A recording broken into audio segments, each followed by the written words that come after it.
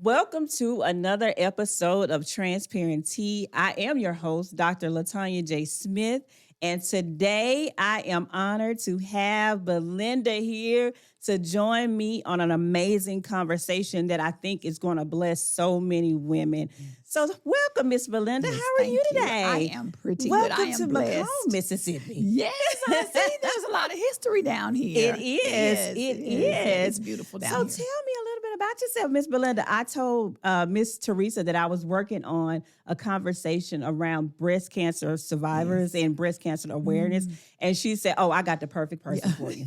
I Yes. need you to call her right Yes. away." Yes. So tell me a little Yes. bit about Miss Belinda. Okay. Well, I live in Byron, Mississippi. Mm-hmm. I am a 50-year-old retired. I retired with the state of Mississippi. Wow. I am married. I have 5 children. I Yes. have a 30-year-old, 26-year-old, 20-year-old, a 17-year-old, and a 15-year-old. Miss Belinda, Yeah. you look amazing. Yeah, yes. You look amazing. Yes. Listen, we're going to dive deeper in more Yes. conversation about you. Okay. But we have a game that we play every Okay. time we start Transparent Tea. Okay. So if you'll grab your tea, Okay. we're going to play Spill the Tea or Sip.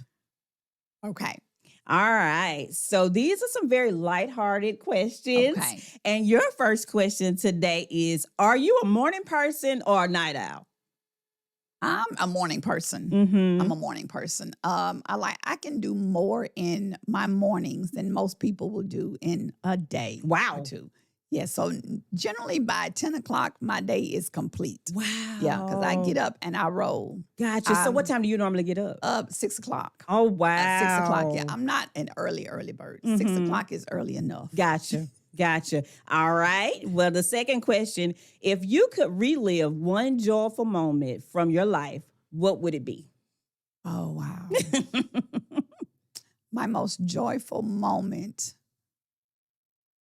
I would have to say becoming a mom, becoming a mother. Wow. I think that is my most joyful moment. If I have to go that far back, then yes, that would be it. It would be the day that my daughter was born. Wow. Yeah, it was. Okay. Yes. Okay. And Yes. your final, you're doing good. You're not sipping at all. Okay. You're spilling it all. Okay. All right. So finally, what's something you've learned about strength that every woman needs to know? Mm. Okay. I will say strength is something that is going to come from within. It's Mm. not anything that someone that you pull from other people. You know how we will oftentimes say that I need you to get through. I'm going to need. Yeah. I think strength is something to me that comes from, it's pulled from within. Mhm. And as long as we can counter into our inner needs Yes. and what we need to survive, our Yes. strength, I believe my strength comes from within me. Yes. I'm going to have to sip on that one, though. Well, listen, I thank you for playing around or sip Okay. of spill the tea. Okay. You can put your I tea can put my down tea there. down. That's Okay. it. You made Okay. it. Alrighty then. Okay. So Okay. listen, I am so grateful to have you here to Thank have you. this conversation. Like I said, my friend Teresa, she said I have the perfect person Yes. to for you to have this conversation Yes. with. I'm So honored. tell me about why breast cancer awareness is near to you. Ooh.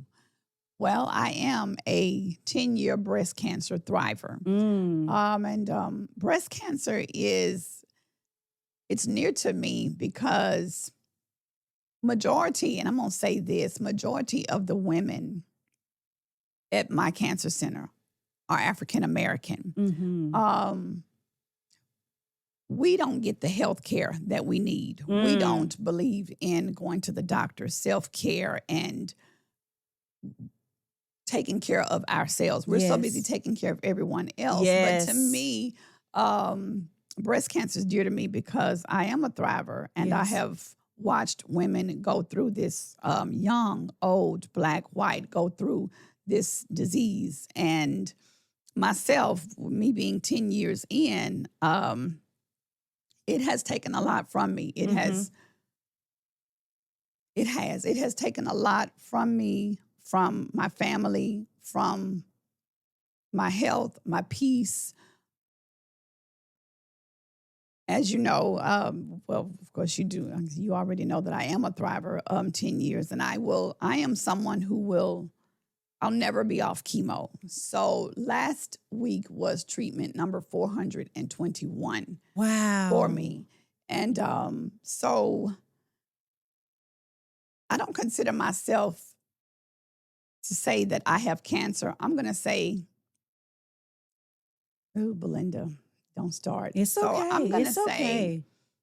I don't have, the cancer doesn't have me. Yes. I have the cancer. Yes. So I have taken control of my life these past 10 years. Certainly breast cancer, when I was diagnosed, it took my, I gave up both of my breast. Mm-hmm. Of course, it came back and a year later, and it took that right long.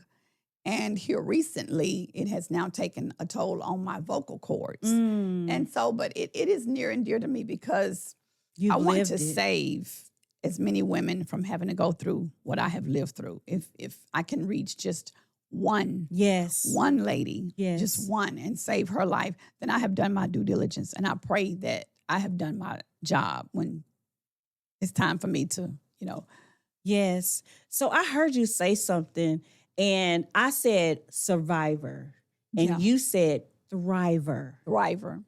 I love that you said that. What does thriving mean to you? Thriving means that you're living through something. Mm. Even though you're hit with whatever it is that you're going through in your life, you're thriving through it, which means that you're maintaining your lifestyle. You're not letting it get you down. You're not letting it bring you down, and you're staying on top of it.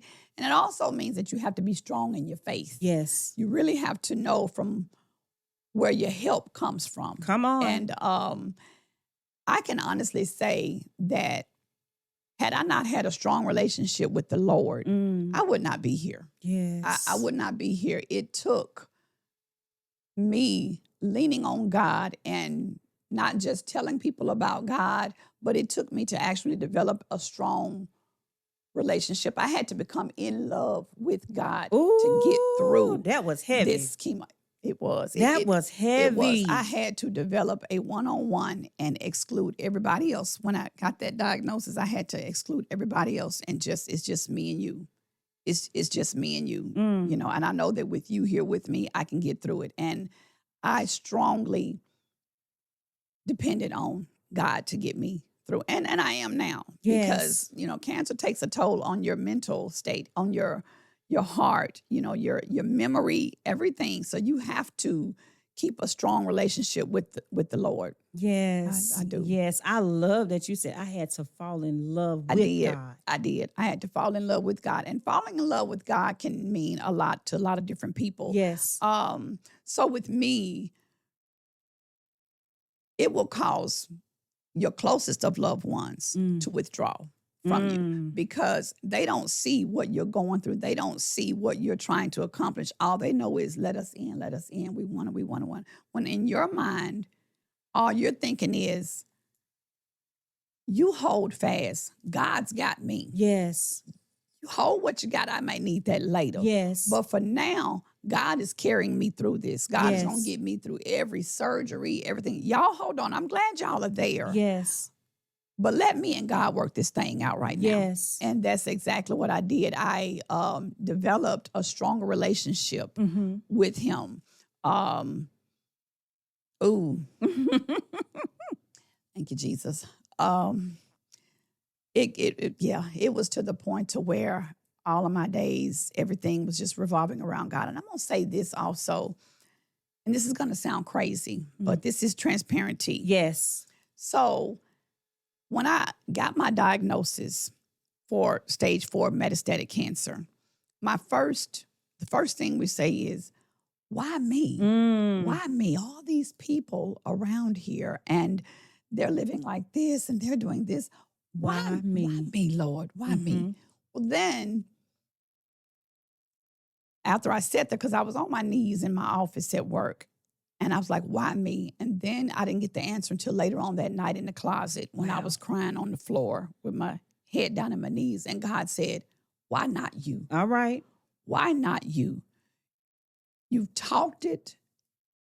You've lived through so much people draw to you, why not you? Let me use you. My Jesus. And I really feel like God gave me, and he prepared me because I kind of knew this was coming the year before. He prepared me. So I took my cancer. I'm beating, I'm winning, and I'm taking that and I'm trying to help other women, save other women. And it's not just from cancer. It could be from mental illness, whatever you're Yes. going through in your life, just to show you that you can make it. You can get through anything with God. If I can make it through stage 4 metastatic cancer and lose so much, but still maintain, Yes. you can make it. Yes. You can make it. That was one of the questions I had. What are some things you believe women should be more intentional about when it comes to their health? I think we are our own best advocates. I think that when you're talking about being intentional, you're always intentional about taking care of the kids. Yes. You're intentional about taking care of the husband. You're Yes. intentional about making sure the job and the boss has everything they need. You can't take off for work. You got to be here with that. They can't make it without you. Well, to me, I used to think the same way. But being intentional about our health means that accepting the fact that I got to be here for me. Yes. And if I'm no good, then I'm no good to them. If I'm not healthy, then I know that they're not going to be healthy, because the majority of the families watch mom. Yes. We look for dad for security, but we're watching mom, and we're watching to see how she takes care of herself. Yes. And so is the husband. The husband, they're watching the wife to see if she's taking care of herself, you know, how she's handling her mental state, her health, and all that stuff. To me, I think that being intentional is taking care of yourself first. It's that self-care. We have to make sure that we're okay first. Everything else will take care of itself. Yes. God will take care of that. Yes. But you got to take care of yourself first. That reminds me so much of like whenever you're on a flight and they're getting ready to tell you about the safety rules. The safeties. And they tell you to put your mask on first before you take care of anybody else. Make sure you put your mask on. Sure is. That's what that made me think about when you said that. Take care of yourself first. Exactly. So how did your perspective on life shift as you leaned on God through the challenges? Oh my goodness. And I say this daily. Before cancer, it was like I just said a little while ago, it was always making sure everybody else was okay. Yes. But when that diagnosis came, I slowed all the way down and I started taking care of Belinda. Yes. It was Belinda first. Yes. It was making sure my mental state was where it needed to be. It was making sure I was putting the right food in my body. Yes. It was making sure that I was surrounding myself around positive people. So it got to where, and it still is, it is to where, even as a mother of 5, and it can get really chaotic in my family. Everybody don't always care much for everybody. But I learned to, and this may sound selfish, I don't let anything bother me. Because if it is something that I cannot control, then it's not for me to work with. I give it to God and I let go of it. And sometimes that's easier said than done. And I had to grow into that. I would say, well, that's not going to bother me. That's your problem. You take care of that. And then, we come back and, did you get so-and-so done? Okay, what do you need? I'm going to go, look, I was just tired. I'm going to go ahead and help. I can, No means no now. When I say no, that is it. So I focus more on my self-help, my mental state. And if it's not something that I need to get involved in, I won't, whether it be children, husband, the dog, the neighbor next door. It doesn't matter. If I will pray for you and I will talk to you, but I will not, I don't get involved in things that I know are going to bring me down mentally. If it's going to take away from my mental state, then I don't. If it's something that's going to help me and build me up, then But I focus on the positive. And so that goes back to what you said. You learn how to love on God. And I know that this situation, I can't fix this. I'm going to give it to God and I'm going to keep my peace. And I'm going to keep my peace.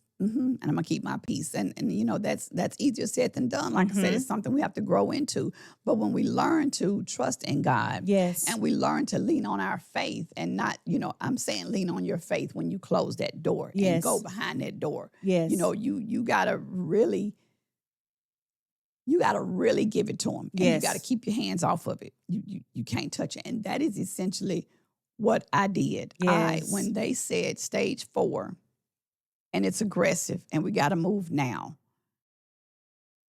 I didn't really have time to do nothing but go to God. I didn't have time to Wow. call mama. I had to wait. I can't tell my children right now, God, this is yours. I'm giving this to you. They're saying stage 4. They're saying get your affairs in order. They're saying you got a 25% chance to make it through the rest of the year. And I'm saying, God, this is yours. Yes. This ain't mine. This is yours. You are doing this for a reason. Help me to see what it is that you want me to do. Yes. Tell me what you want me to do. Yes. And I gave it to God the next day. That night, I cried. I bawled out. I sat in that closet. I'm telling you, I was pulling clothes down off the hangers, you know, just in a fit. Yes.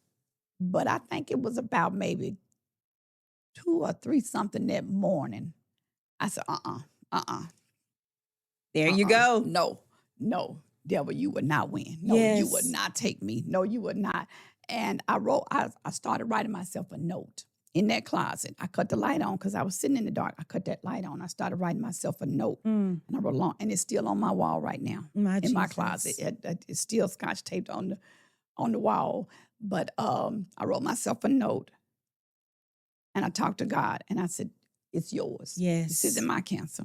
This is your cancer, because Yes. nothing happens to our body that he does not allow. That's it. So if he's going to bring me to it, he's He'll going to bring me through it. And I have kept that same attitude, and I believe that is why I'm still here, because cancer is something that also feeds off of your strength and your mental capacity. It does. So as long as you're stressed, you're having anxiety, you're worried, you're feeding the cancer. into your body being unhealthy. And what is an unhealthy body? A low immune system. So what does the low immune system bring on? Illnesses and sickness to our bodies. Wow. So when I gave it to God, I really gave it to him. And I took that chemo, I shaved that head ball. I said, well, this is it. And they said, well, we have to take one of your breasts. I said, take 2. I was going to take both of them. I was going to take both of them. I got this. And they said, you know, well, you got to go through all these different chemos, and it's possible that the cancer is going to come back. I said, I'm going to be here. I'm going to be here. And I did that radiation, and I went to work every day. 10 years ago? 10 years ago, 2015, April 16th, on my mom's birthday, I was diagnosed. Yes. And the thing about that is I had just had a mammogram October prior to that April. In 2014, I had a mammogram, and I was told that there was a calcium spot. Nothing to worry about. It's just calcium. It'll go away. We'll see you in 6 months. Wow. So I happened to have been in the bathtub, and my nipple, my areola, Yes. was inverted. And I said, well, something isn't right. This is not supposed to be in like this. This ain't right. And I called my OB, and she said to come on in. And she pretty much knew that that's what it was. She said, but I'm going to send you. She didn't tell me right then. She said, it's probably nothing, but I'm going to send you to get a mammogram. And I said, well, okay. She said, I want you to go today. I was like, okay, then. Okay, I will go. Send me, I'll go, And so we got the mammogram, and within days, we got the call that it was cancer and that it was aggressive. And I was like, well, how do you can say that it's aggressive and you don't? So she told me, you need to go right now to see a surgical oncologist. And I was like, well, I've got to get the kids off the bus. We're going back to intentional and taking care of yourself now. I got to get the kids off the bus. I got to get dinner on the table. We got a project due, and I don't get off work until 5. We got a meeting at 4 o'clock. So Did you, once she told you need to go now, knowing that now. you had all of the things going on, did you choose Belinda then, or did you wait and go take care of all of the No, things? I chose Belinda then, and I let my commissioner know. I let chief of staff know, and we were all like a big family, and so to them it was like, okay, I'll get this one off the bus, I'll get these two out of Wow. daycare, um, you get so and so, you get and you go straight. And so we went straight to the surgical oncologist, and right there within 30 minutes he had did a procedure where he went through my side and said, yes, it is stage 4. You need to start chemo within 48 hours Mm. or you will be gone in 30 days. Wow. And he said, it's moving fast. And I was like, well, what is the steps? What do I need to do? You know, what's going on? He said, well, we'll give you everything tomorrow. We'll let you know where to go. And I was like, this isn't happening. This It's is, not I me. know this isn't happening. You know, no, not me. You know, I just turned 40. This is not Yes. me. Stage 4? Mm. You know, are you serious? So yeah, I went right then. Everything was put on hold because whether it was going to be put on hold or not, I was going to check on myself because number one, we know that as women, we have to be here for our families. That's right. Because we're at the top when it comes to the need. That's right. And I can't help those babies. I can't help nobody. I can't help mama. I can't help nobody if I'm not good. That's right. So I went right away because I knew that I want to be here to see these kids get to college. I want to be here to meet my grandbabies. I want to be here for everything. And so, yeah, I made the decision And to. God is so amazing. God is 10 years ago, you had a diagnosis that they told you in 30 days you're going to be gone. Oh, yeah. And Oh, here yeah, it is, Dr. 10 Lace said- years later, Oh, you yeah. are sitting here just this beautiful Yeah. head full of hair, Yeah. encouraging women Yes. to take Yes. care of you. Choose you. Choose you. Yes. Choose you and listen to your body. Yes. Because if something isn't, if it doesn't feel right, then it may not be right. And the simple thing as though an inverted areola. Most women would think, because there was no lump. There was no lump because after that initial mammogram 6 months ago, I started doing my own self mammograms in the shower. I'm like, okay, I'm fine. Okay, the girls are okay. And so, but like I said, there was no lump, but just me calling on his something isn't right here.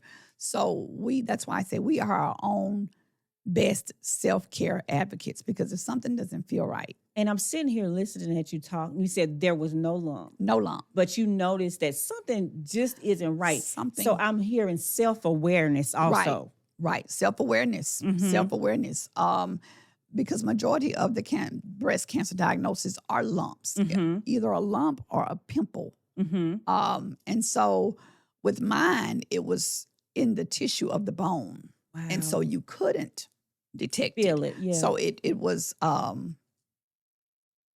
undetectable with a self-care mammogram. Yes. But it was just that areola area. But yeah, it turned out to be stage 4. I heard you say something a few minutes ago and you were talking about, hold what you got. Yeah. It's me and God. Yeah. But I want to ask you a question. Okay. How can we as women do a better job of showing up for each other in moments of need? Wow. And that is so necessary right now. In so many different ways. The first thing we have to do is come out of our shell. You have to get uncomfortable. It ain't cute. But we need to learn how to uplift each other. Yes. And look past. So many times we as women, we take on this persona that this person is this way or that way because of how they look. And we need to learn how to embrace and uplift each other. Yes. Because you never know what she's going through. You never know what's going on behind that mask, what's going on inside of that person. As they say, check on your strong friends. Check on your strong friends. Check on your strong friends. Yes. Because those are the ones who are breaking down on the inside. Those are the ones who go home and they cry at night and they break Yes. down. They're trying to hold it together. Yes. But at night when they get home, they breaking down and Yes. it's mental. Yes. It is mental. We need to learn how to uplift each other, embrace each other, and pick her up. If you know that she's down, instead of being negative and the the gossip I say that goes on. I don't know what they call it now, but learn how to embrace each other. Yes. And lift up. And everybody ain't as strong as you. Everybody doesn't Yes. handle things the way you do. God cut every one of us from a different cloth. That's it. And so the way you handle things may not be the way I handle things. Yes. But at the same time, I still have to love you. I Yes. still have to respect you. I still got to embrace you because you don't know what that person is going through. Yes. I do live by that. Yeah. Yeah. So how has your definition of self-care evolved? Well, Because a lot of times whenever people say self-care Saturday, I'm going to get my nails done. But I believe it's deeper than that. Well, I do.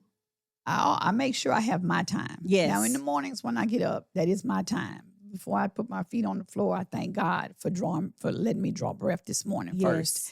And in the mornings, I have my time to myself. Well, after I get the kids on the bus, because I am retired. So I have my time for myself and the Lord. My self-care, cancer has brought me into flower beds and gardening. And so I do that now. But I do solo trips by myself. I will hit the highway and go by myself. I do a lot by myself. Wow. I go out to eat by myself. I date myself. Okay. I do. I date myself because people say, well, every time I see you, always by yourself. I know I'm on a date. I'm on a date. It's me and God. Yeah, it's me and God. And that's essentially what it is. Because a lot of times when I am out, it is me and God. It's me and my book. It's me and my phone with my Bible. It's me just meditating and praying and just thanking him, just thank you, Jesus, for the smallest of things.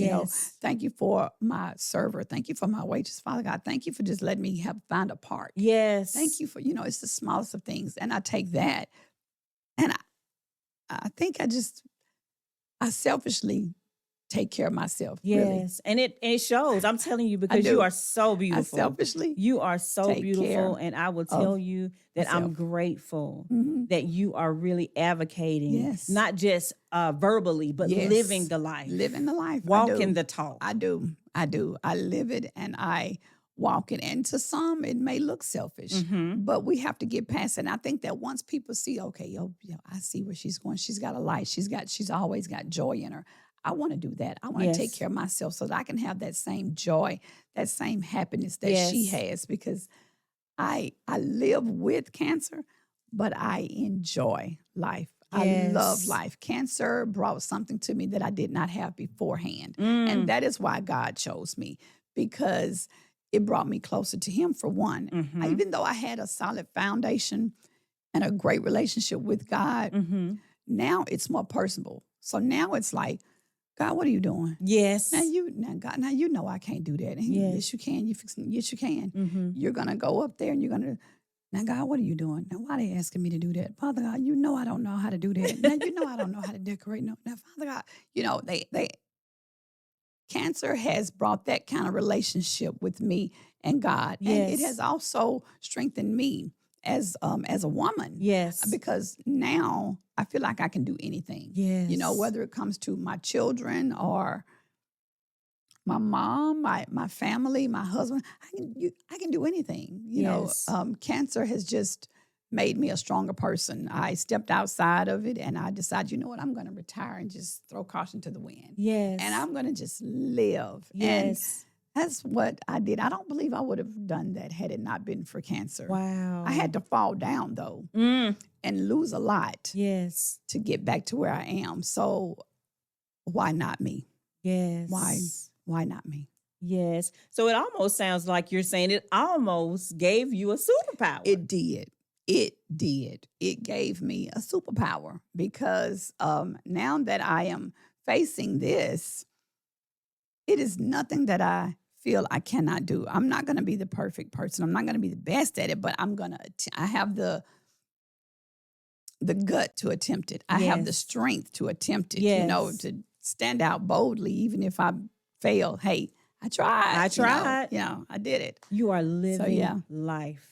I try hard to, and I enjoy it. I do. Yes. So if you had to leave well, before I go there, let me ask you this. What are some tips you'll give to someone that may be just concerned about their health, or may have found a lump and they haven't went to the doctor and just busy with life? No, you're never too busy for yourself. So let's just be clear on that. You can never be too busy for yourself. I would have to say you first and then them. So if you do find yourself where you feel a lump or something irregular, and it may not be in your breast, it may be abdominal pain, it may be a rash on your skin. If you find anything irregular that you were not born with, it's time to go and get checked out, go and get an opinion.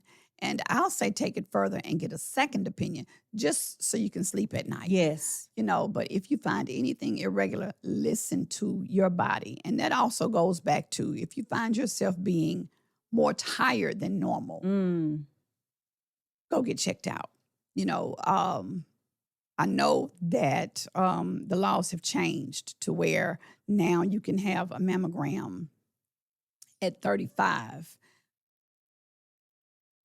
Even if they tell you no, you advocate. Yes. I want one anyway. Yes. Even if they say, well, do you have a history of it? I may not have a history of it, but I want one anyway. Yes. In my case, I was adopted. And so there was no history that I knew of to look for. And so advocate for yourself. Yes. If you feel anything going on with your body irregular, please go and get checked out, because the earlier, the better. The better. And that is what's going to save your life, because if you catch it early, in the early stages, that's what's going to save your life. Your chances of survival are greater if they catch it earlier. Yes. In my case, certainly I was stage 4, but I hit the floor running. Yes. I did. I hit the ground running. I should say I hit the ground running bare feet. And while they were telling me to do chemo and all of this other stuff, well, I'm on the other end doing other things. Wow. Working in the background. So I'm online researching this and all of the diets and holistic meds. So yes. I'm right with you, Doc. I'm right with you. So when they said, whatever you're doing, we can't explain it. Hey, that's God right there. Ma'am. That's God. Ma'am. You're telling me that now you don't see any cancer, but we're going to keep you on treatment. Well, it was all through my body 10 years ago. Wow. You had seen it in my kidneys. You came back and you took my lung. But now you say, hey, that's God. Yes. That's nobody but God. Yes. So when I say stand on your faith and give it to him and let him have it, you got to give it all the way to him. You can't give it to him and then take it back. What we going to do? I'm so worried about it. I don't know how the kids going. You got to give it to him. Yes. You got to give it all. And that's what I did. I gave it all. Now, this ain't mine. This is for you. I'm the vessel. I'm just a tool. Yes. I know what you're doing. I see what you're doing. Mm-hmm. I'm going to go ahead and do it. I'm going to go, okay, you want me to do this chemo? Okay. And they were saying it's the red devil. I was like, it's the blood of Jesus. Come You're not on. gonna put the red devil in my veins. Yes. This is the blood of Jesus. Yes. I'm claiming life here. Yes. So I made up a name for every chemo that they gave me, because we're gonna take this on the positive side, because this is something that God is allowing me to go through. Yes. So that I can show y'all He is real. Yes. And He is still working miracles. Yes. So so you became part of the team, you and God. Me and God, because my doctors, of course, my oncologist is Dr. Young, and I have several doctors. I love all of my oncologists. And they don't seem to see, how is it? You're one of my longest patients. I know. Thank you. That's God. To God be That's the God. glory. Because like I said, on the 22nd will be treatment 421 of chemo. Yes. And that's God. That is God. So chemo, and I Yeah. hope you don't mind me being transparent. Your hair is beautiful. Yes. My drugs change because my chemo drugs they change because as with Tylenol or ibuprofen, once your body gets immune to it and you're taking it for a long period of time, Yes. it stops working. Yes. So the same thing with chemo. Yes. As my body gets used to one, okay, we better switch some things up, Yes. and then I'll go to another chemo. So not all chemo drugs take your Take your hair hair out. out. Yeah, not all of them do. I'm looking at you. So, I'm like, oh my yes, gosh. You look yes, beautiful. yes. So when my No hair, other words to describe do you. Look it. beautiful. But I loved when I was bald too. Really? I did enjoy being bald. I would walk around with my bald head. I did. But Yes. I would say that when my hair came back, I just went with the wind and I just started throwing color and we're gonna live because again, the diagnosis came. I became bolder in life and living Yes. for me. So I was like, I'm gonna do this, I'm gonna do that, and I throw caution to the wind and I just yes. Wow. So yeah. Well, But listen, this has been an amazing I hope so. conversation. I hope so. I know that many women that will listen to this will be blessed and encouraged. Yes, and inspired. encouraged. Yes, because it's not a death story. Yes. It's not a death ending. We can live with this, but if we can save a life, let's do that. Yes. Let's get those mammograms. Let's check for those lumps. Let's lay down in that bed and check our breast. Let's check the bone. Let's check everything about Yes. that chest. Look underneath your arm. If something does not feel right and puffy, get it checked out. Yes. Get it checked out. If you had to leave with a message to women, what would you tell them? You can look right there in your camera. Just give them a message. Oh, that would be a long one, but I'm going to say, if I had to say something to the women out there, take care of yourself first, mentally, physically, emotionally. Take care of yourself first. Yes. Because your health will depend on how your mental state is, how much joy you have, how happy you are. Live life freely and listen to your body. Listen to anything that's irregular about your body, and please go to the doctor. Please get those mammograms. Please check everything about your body and take care of you. God will do the rest. Yes. Take care of you. God has everything else. It's already ordered. Take care of you.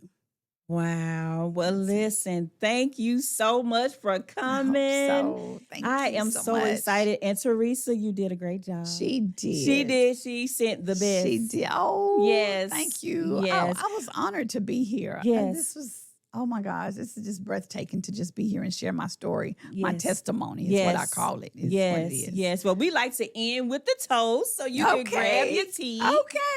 Okay. All righty. There you go. Okay.